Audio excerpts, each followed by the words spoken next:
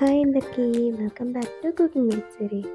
ఈరోజు కరివేపాకు పొడి చేయబోతున్నాను. ఒక ప్యాన్లో 2 స్పూన్స్ ఆయిల్ వేసుకోవాలి. ఆయిల్ హీట్ ఎక్కాక 2 స్పూన్స్ పచ్చిశనగపప్పు యాడ్ చేసుకోవాలి. పచ్చిశనగపప్పు కొంచెం లైట్గా వేగాక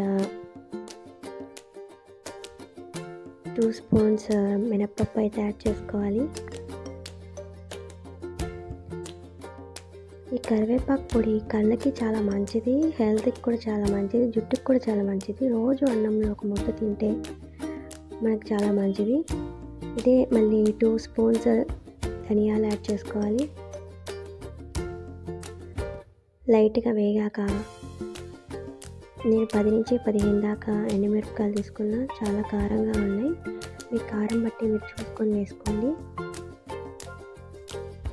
ఇది కూడా బాగా వేగాక మాడిపోకుండా చూసుకోవాలి, మాడితే టేస్ట్ అస్సలు బాగోదు.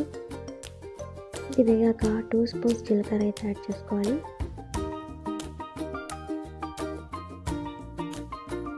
ఇది మొత్తం వేగాక ఒక ప్లేట్లో అయితే ట్రాన్స్ఫర్ చేసుకుందాం.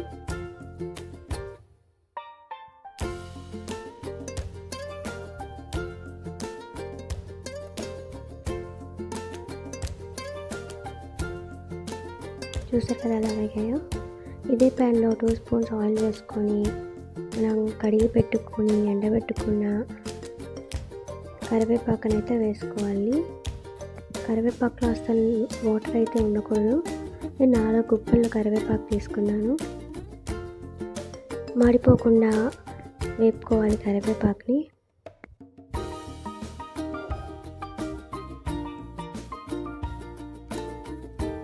కరివేపాకు బాగా వేగాక చల్లారిన తర్వాత మిక్సీ పట్టుకోవాలి. చూసారు కదా ఎలా వేగింది. ఒక మిక్సర్ జార్లో మనం ఇందాక వేపి పెట్టుకున్నవన్నీ మిక్సీ పట్టేసుకోవాలి.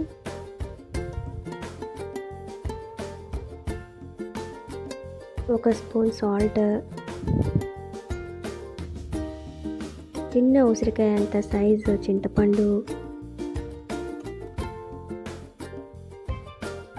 బాగా మిక్సీ పట్టుకోవాలి, మెత్తగా కాకుండా.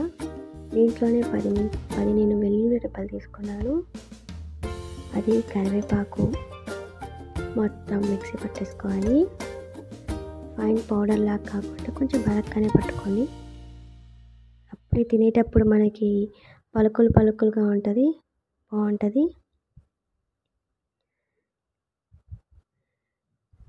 చూసారు కదా కరివేపాకు పొడి రెడీ. ఇది మనకి 1 మంత్ దాకా నిల్వ ఉంటుంది. ఎయిటెడ్ బాక్స్లో స్టోర్ చేసుకోండి. Thanks for watching.